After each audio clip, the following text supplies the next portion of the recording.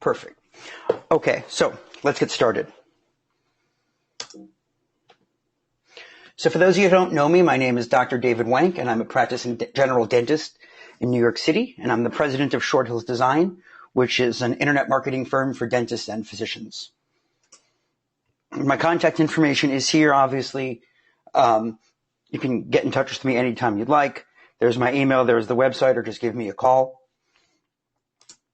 And coming up, we have in August is going to be SSL, and whether or not your dental or your medical website needs SSL, secure socket layer. That's the little kind of padlock you see when you go to a banking website.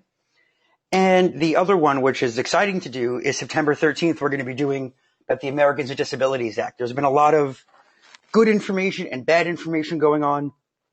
And so I thought it was time to do a webinar so we can go over what the current state of the ADA is, the Americans with Disabilities Act, and what we have to know as dentists and as physicians to take care of that, or at least to try and be compliant.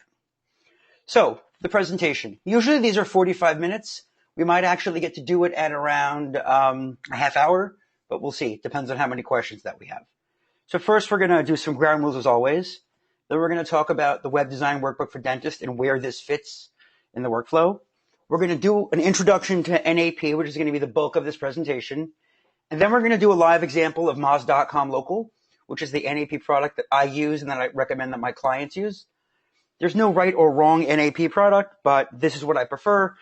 And, I use it, so the proof is in the pudding. And then we'll do a wrap up and we'll take care of any questions that you might have. So, introduction. Technical level, as always, is basic. If you can use GoToWebinar, then you're good enough and you've done what you have to do to watch this. Questions, just ask. You can use the raise your hand button, ask a question. I'll usually say, hey, we have a question. If it's not relevant, we'll table it till later. If it is, I'll try and answer it. But I do want to get you guys out on time, as always. So stop me anytime with that raising the hand thing. If you'd like a copy of the slides, feel free to email me. I don't want to flood your inboxes with slides. So if you don't want them, it's totally fine. Just let me know if you do want them. So let's briefly talk about the book. So the book is a book I wrote. It's a non-technical guide for dentists and dental team members. It's not a do-it-yourself on how to build your own website. And really what it is what you have to know before you invest in a website or in a search engine optimization campaign. The book is available as a subscription, but what we're doing in the next 6 months or so, the roadmap is we're going to turn it into a free product where, you get a chapter a month or a chapter a week for 10 weeks, whatever it is, and you have the book that way. So, or, an option to get a printed copy. But I digress. So let's talk about the web design workflow. So again, this is, as I say, this is like denture. And I say, I understand denture now after being out for 12 years. I didn't understand where all the parts fit in the workflow. Why was I border molding? And how does border molding have any effect on how this denture is going to end up in the end? And so that's why we have here that any of you who have been to Webinar Wednesday have seen a million times the web design workflow, and I'm glad you've seen it a million times. So here we're in the building phase in phase 1. Phase 2 is driving traffic to your website by any means possible. Phase 3 is, now that I have some traffic, what can I do to get more patients with that traffic, right? Because we can't get patients if we don't have traffic. And then maintenance. So here in phase 1 is when you set up your website. And that's where the NAP configuration comes into play. And we'll talk more about when you do NAP in a few minutes. Here's one of my favorite Far Sides, George Washington crossing the street, for the history buffs out there. Okay, so we'll do it like we did when I was in high school and I wrote for the newspaper. We'll do 4 whys and a how. The what, the why, the when, and the where, and how. So first of all, we're going to talk about then what is NAP, your name, address, phone number. Why is it critical? When should you work on NAP? Where should you do it? Like, what do you do with it? And how do you implement it? Those are really the most important things to know. So, what is NAP? NAP is the common term that we use for name, address, phone number. And it refers to your business's demographic information across the web. And so NAP isn't just phone number, but it's like when we say we're going to do endo, yeah, that means we're going to numb the patient, we're going to find the canals, we're going to, we're going to clean the canals, we're going to fill that. So we just say endo. So same thing here. It means name, address, phone number, suite number, your hours, all those things. That goes into NAP. And so that's what we mean by NAP. So what is it? It's critical for finding your practice online. And so it ties in with number one, your Google My Business listings, which is why probably every webinar I give, even if it's about AdWords, I'm going to tell you to verify your Google My Business listing. If you call me and say, hey, David, I'd like to talk to you about, a root canal, I'm going to tell you, did you verify your Google My Business listing? It is that important. And for web directories. And in a minute, we're going to see how that all ties in. First, I want to go over Google Maps and Google My Business and how it all relates. So Google Maps is Google's map product for consumers. Now, obviously, we know in the past, we used AAA and they would draw you a thing with the highlighter and it was great. Or what they would do is you actually get a physical map. I don't think my kids have ever seen a physical map. Wouldn't know what to do with it, which is kind of scary. But it's a map. And Google said, you know what, everybody? We're going to put all these retail locations that we know about on the web, and then we're going to entice you to verify your listings. So this way, if you are, Dr. Wank's dental office, I work in Manhattan, but I'll make up a hypothetical one. If you're Dr. Wank's dental office in Maplewood, New Jersey, Google's going to say, look, we have a listing for you, and why don't you go ahead and claim this listing? Because if you claim the listing and give us accurate information that we can, we'll verify, then we'll make it easier for people to find you. And that's the concept. Google Maps is for consumers. And then, of course, on the other end, and here's, what you can see on the side is for consumers. And Google My Business is for businesses. And so Google My Business is what you use to manage your Google Maps listing. So how do I go about saying, how do I edit or change my phone number or my address, whatever it is? I use Google My Business. So for consumers, this is from a slide from a couple of years ago. This address is different. We're going to talk about that. But in order for me to be here and actually verify this information, what if I change the phone number or whatever? It's there for consumers. And I control that through Google My Business. Now, it used to be Google Plus, but that's history. Thankfully, it's Google My Business now. Now, one of the advantages is that you get to see here this knowledge graph on the side. Again, this is coming up because I search for the company name. But if you search for something like Alexander Hamilton or Benjamin Franklin, you're going to come up usually with a little thing here that says Benjamin Franklin did X, Y, and Z. People often search for as well like that. So, and if you have reviews, it will show them. So that's why Google My Business is critical. And we're going to find out why it's even more critical in a moment. So we said claim and complete your Google My Business listing. I cannot stress this enough, as always. 90% isn't complete. 95% isn't complete. And the reason is because, as you know, with all of this marketing, and if you have spoken to me, in fact, most of you have, it's all about the competition. Whatever we're doing, whether it's a website or search engine work or conversion optimization or content or AdWords, whatever it is, it's all about competition. And if you're in the middle of Miles City, Montana, where there's no other dentist around you, it doesn't really matter as much. However, if you are in a city or a place where there's 3, 4, 5, 6 competitors, that's when it matters. And so, again, we'll talk about this soon. I don't know what your competitors, I always say, I don't know what your competitors are going to do, so I'm going to be ready no matter what. And that's where I want you all to be. So why does NAP matter? So it matters because this information, the NAP number, it has to be consistent across the web. Why? Reason one is because it makes it harder for people to find you. You have the wrong number, the old practice address. I've worked with a ton of dentists who, were associates at, the dental office, LLC, and they were an associate at the dental office in one part of town, in North Town. And then they open up their own practice and now they are, solo practitioner's office, LLP or LLC in South Town.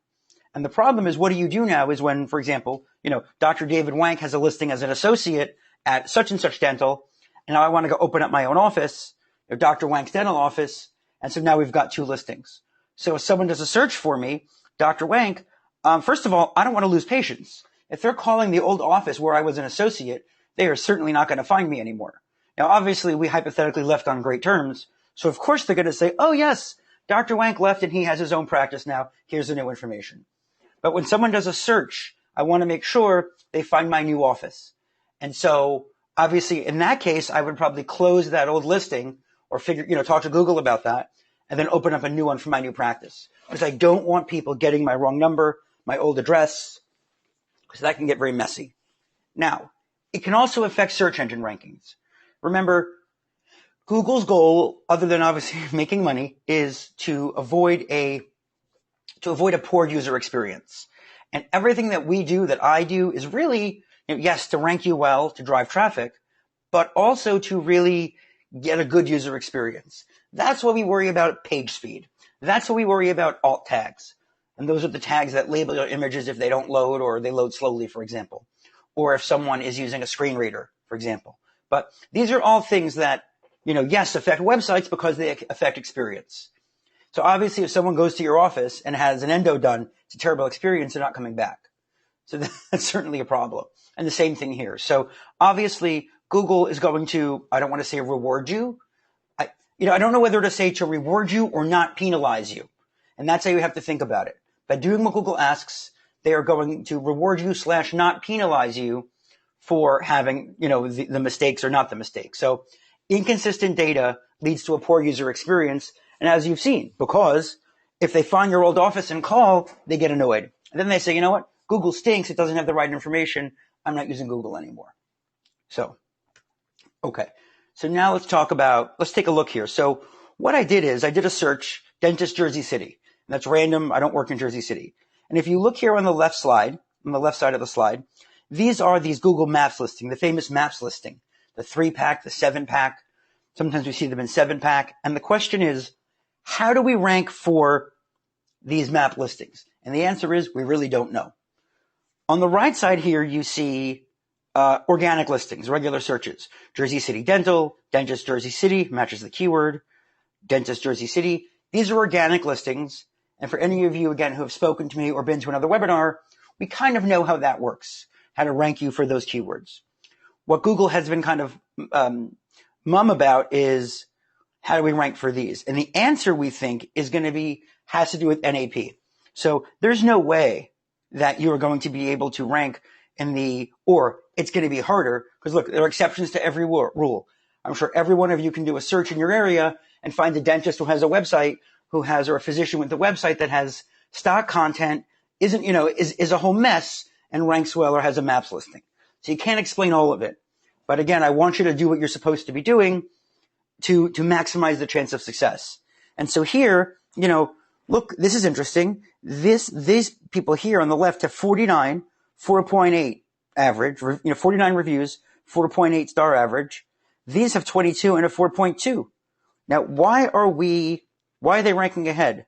Maybe these guys are closer specifically to the dead center of Jersey City.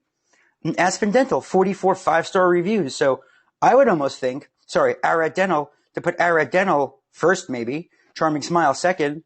What's your normalization? 48, 4.8, 49, 4.8 star reviews, or 44 5-star reviews. But why is Jersey City, they may be great, I don't know them, but why are they first? But they're not in that conversation unless they verified Google My Business. Now, more places, I don't know if anybody's clicking that. So that's why, again, it puts you in the best position. Now, what's over here? So obviously some of these you sign up for, some of these you don't. So here, for example, yp.com. Yellow Pages, or YP, is one of those sites that makes a listing for you, like Health Grades, and says, oh, are you Dr. David Wank? Claim this listing. And so one of the ways they get the information for you, and we're going to talk about this, is from, right, because I didn't sign up for yellowpages.com. I certainly didn't. And I didn't sign up for ZocDoc, and I don't know, honestly, if ZocDoc pulls your data and says, hey, is this you? It might. I don't know. But, for example, but yellowYP.com, Health Grades, those sites, find out your demographic information and then say, is this you? So you can, buy the listing or update the listing. And that's where NAP comes into play also, because again, I don't know where people are going to find you. So I want to make sure that wherever they find you, that the information that they find is accurate. And zooming in here, I'm just showing you this again. These are, now, why did, this dentist, even here, AV Dentist, Jersey City, Hudson County, Dentist in Jersey City, why did this rank below something as generic as ZocDoc or Yellow Pages? I don't know. That's an SEO issue. But certainly you can see here, you want to be on that YP listing and all these listings. And so that's one of the reasons we harp about NAP. So moving ahead then. So how do we do this? What's going on with it? So there are hundreds of directory listings on the web. And one of the things we want to do in the past is get listed in all these directories for search engines. And that's not really the reason we do it anymore. The reason we do it is because we don't know where people search, and we want to make sure that when they search, again, they have accurate information. So only a handful of them are relevant. Because if you remember years ago, you'd go to a show and they would tell you, oh, we're going to build you a website and we're going to submit you to the top 100 search engines. Okay. And that's not really a selling point because these days, at least the last 5, 6, 7 years, Google and Bing will find you on their own, truthfully. And if you have analytics installed or in Google Search Console verification, which all of our clients have, Google will find you faster. Now, it might be an hour faster, but the point is that, it's not a selling point to say, well, we're going to get you known when we do your filling. That's included. And so it's also when we say we're going to submit you to 100 search engine listings, who's using them? If you have the, local Maplewood Township search engine, who cares? Directory listing, it doesn't matter because no one's searching it. So the idea is that only a handful of these search engines are relevant. And so submitting to them is I'm selling you a whole lot of nothing when they used to say that. Same thing with directories. You could find hyperlocal directories, but at the end of the day, they're the big ones, and those are the ones that are important. And so only a handful of them are relevant. And so most directories get their information from larger sources. So if you remember, if you think about what I said about search engine results, if any of you still use AOL as a browser or as a search engine, you can type something into AOL, and in the corner on the top, it says results powered by Google. So it doesn't matter whether you're using Google or you're using Google with an AOL, veneer over it. It's still results are coming from Google. And that's where we get into this. So most of these directories pull from Google My Business. So again, this is why I'm, getting on everyone's case about it. So here you have Google My Business, which, as we said, is connected to Google Maps. It's all tied in. And so these directories, they look at the information on Google My Business, directory 1, directory 2, and so forth. These directories pull information from Google My Business. And these smaller directories, these hyperlocal ones or the ones you and I have never heard of, either get them from larger directories or directly from Google My Business. If you try to do a business page for Facebook, as many of you have, and do it if you haven't already, they're going to ask you to verify yourself through Google My Business. So because Google My Business is seen as authoritative, and that's huge. So again, these minor directories get the information from here. Who gets it from here? Now, can I guarantee you that you're going to catch this one and that one? No. But if you've got this filled out and we talk about getting on these, you're going to be in pretty good shape. So let's talk briefly about ranking factors and how this comes into play. So as many of you know, there's about more than 300 ranking factors that go into where your website's going to rank for a certain search term. So dentist Maplewood, New Jersey, I don't know where we're going to, let's just say that's a good keyword. There's a lot of things that go into how someone's going to rank for that keyword. But let's take a look here. These are just some of the things that go into search engine ranking. Your link profile, who links to you? How's the site built? What keywords did you use? Where did you put the keywords? How long is the content? Review number. Do these reviews matter? Do the reviews that you have on Google matter on your ranking? I don't know. Maybe, maybe not. We just saw a kind of mixed example. Title tags, those matter. SSL, we'll talk about that next month. And NAP, accurate NAP. Does that have an effect? And so while we know in general what the ranking factors are, or many of them, we don't know what the relative weight is, and we don't know if they're going to change. So we certainly know that being mobile ready is huge. It always has been. But 5, 6, 7 years ago, before they had the push for mobile, that might not have been as important. So here, review quality. I made that really small because I think in the bigger picture, that's not as big an issue as, let's say, keyword placement. Your content relevance, in my opinion, and this is a diagram I made. This is not accurate by any stretch. I put these randomly, but so is the fact that you have the right keywords more important than having SSL? I think so, because without the keywords, you can't be there. Without the perio, you can't restore the tooth. So, we always joke, make sure you do the endo before you do the perio, because if the endo fails, what are you doing perio surgery for? And so here, accurate NAP. I don't know where in this ranking this is going to be. I don't know if it's a tiebreaker. I don't know if you and another dentist or two other dentists or three have the exact same, all things are equal, and one of you has an accurate NAP and the other one doesn't. Will that make a difference? I don't know. And the truth is, I don't want to spend a second thinking about it. I just want to do it, because that way I know that at least it's done and it puts your best foot forward. So when do we configure NAP? Well, as soon as you have a domain name and a physical address and a phone number, configure NAP. If you haven't done it already, do it now. Now, anytime you move offices or you change suites, phone numbers, etc., do it. Like I said, I've got a client of mine here in New Jersey. We were having some Google Maps issues because on the GPS, because she's on a weird part of the street, and she's moving in 3 months. I said, you know what? Don't even bother fixing it now. Go ahead, and when you move, then we'll go ahead, when that's your official address and you have a phone number, then we'll go ahead and we'll make that switch for you. So anytime you do that, you certainly want to update your NAP information. And obviously this does not apply for dynamic phone tracking. That is when you're using AdWords and we have different phone numbers on the website tied into the ads.